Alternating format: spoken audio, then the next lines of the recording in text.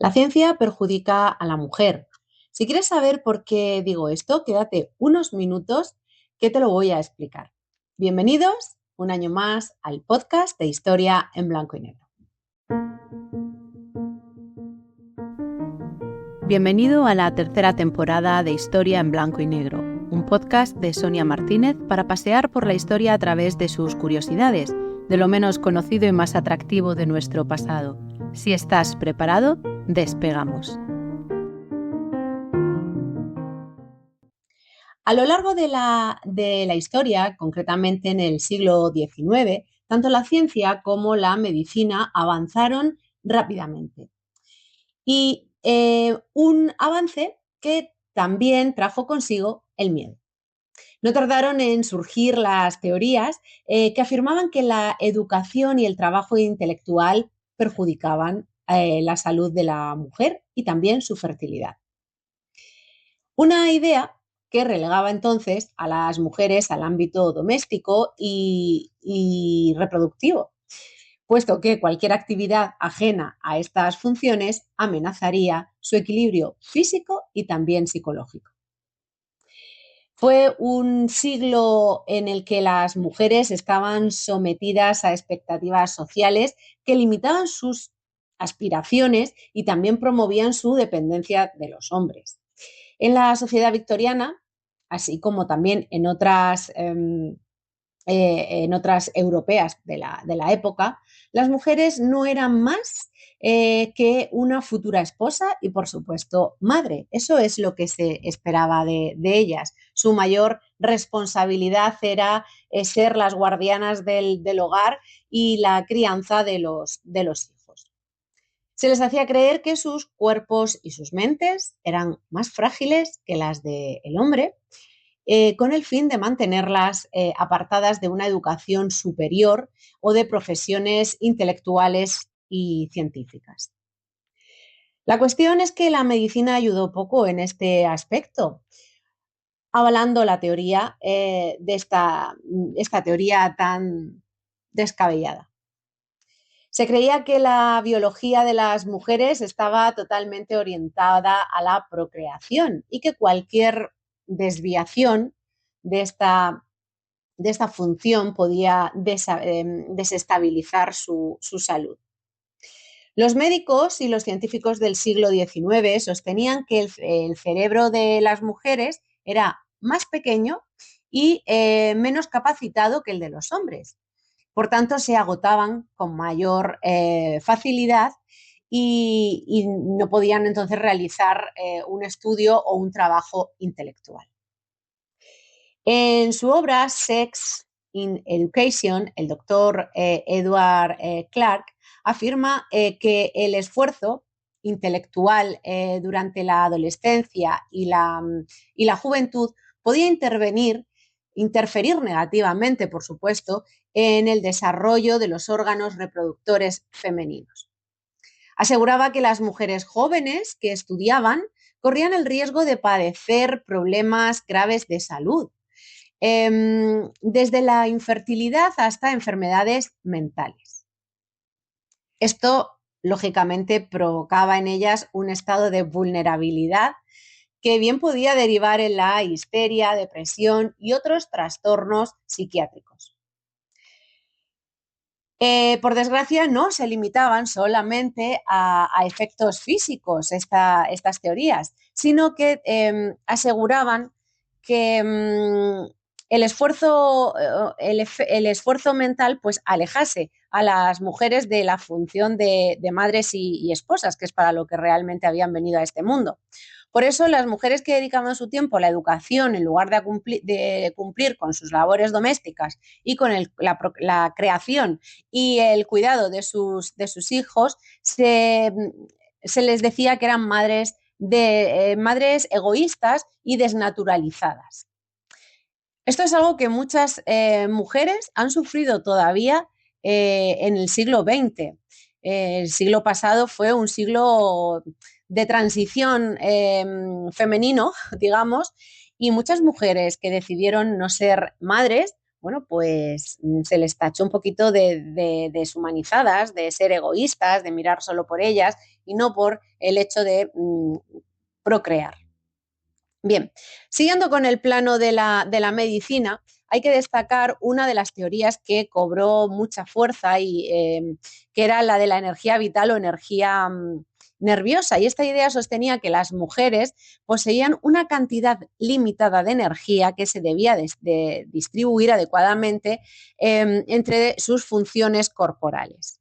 De modo que la educación o cualquier trabajo que exigiera una actividad mental absorbía esa cantidad considerable de energía ilimitada que tenían, no ilimitada, sino limitada que tenían las mujeres, reduciendo, por tanto, la capacidad para otras funciones, especialmente la reproductiva. Este agotamiento pues, se asociaba directamente con la pérdida de fertilidad y con el desarrollo de trastornos como la amenorrea o incluso la esterilidad. Así, el desgaste de la energía femenina al dedicarse al estudio se convertía en una amenaza directa contra la procreación y, por ende, la continuidad de la sociedad y de la familia. En este contexto hay que señalar que algunas mujeres que deseaban acceder a la educación superior o al trabajo intelectual se tenían que enfrentar no solamente a los prejuicios sociales, sino también a la oposición de médicos y científicos que veían en esas aspiraciones un claro riesgo para su salud y su capacidad para tener hijos, es decir, como futuras madres. Pero si algo llama especialmente la atención en este sentido es la histeria. Una de las enfermedades físicas en la época que eran más temidas. Por supuesto, se creía que era exclusiva de las mujeres, solo nosotras podíamos ser las histéricas. Y esto era así porque se relacionaba con el útero. Por lo que cualquier desequilibrio en el funcionamiento del útero pues, podía desencadenar en estos episodios de histeria. Y la asociación de este trastorno con el estudio, con el trabajo intelectual, tenía como consecuencia que cuando una mujer mostraba signos de estrés, ansiedad, agotamiento, pues estaban relacionados con el estudio, con el haber dedicado la energía a lo que no debían. Entonces se la diagnosticaba rápidamente con histeria. Y el tratamiento era, claro, alejarla de cualquier actividad intelectual para poder recuperar la salud.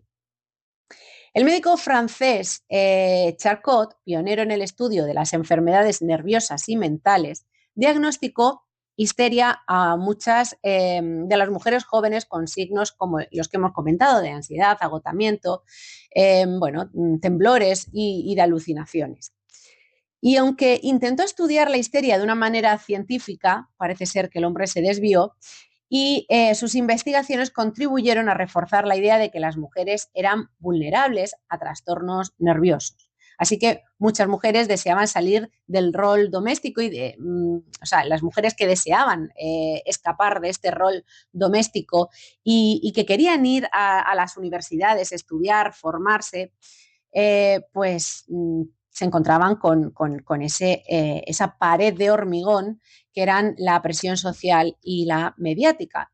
Enfrentándose entonces a diagnósticos de histeria o agotamiento simplemente porque lo único que pretendían era acceder al conocimiento.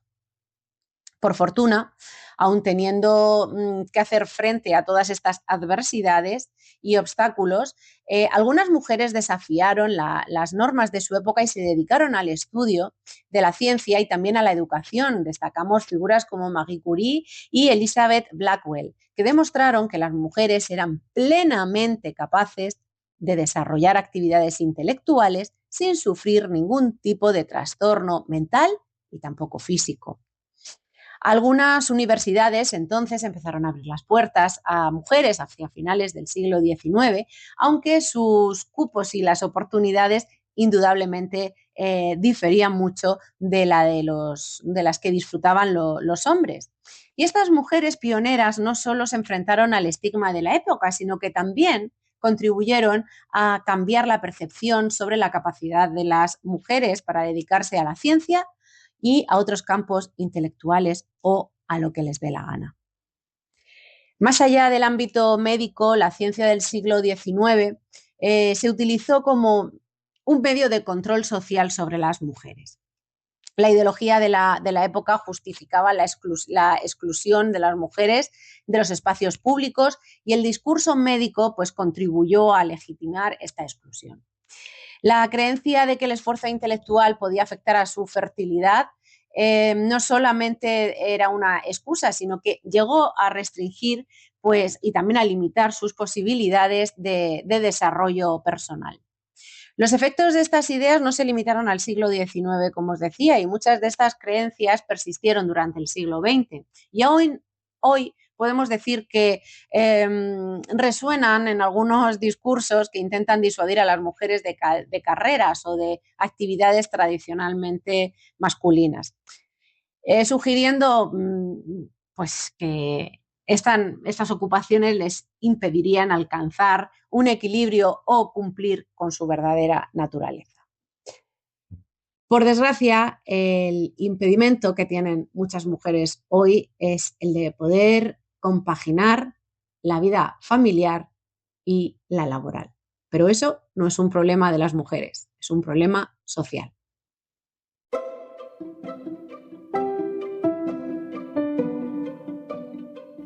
Te espero la próxima semana para dar un nuevo paseo por el pasado. Mientras tanto, disfruta del presente. No olvides suscribirte al canal y regalarme un like si te ha gustado.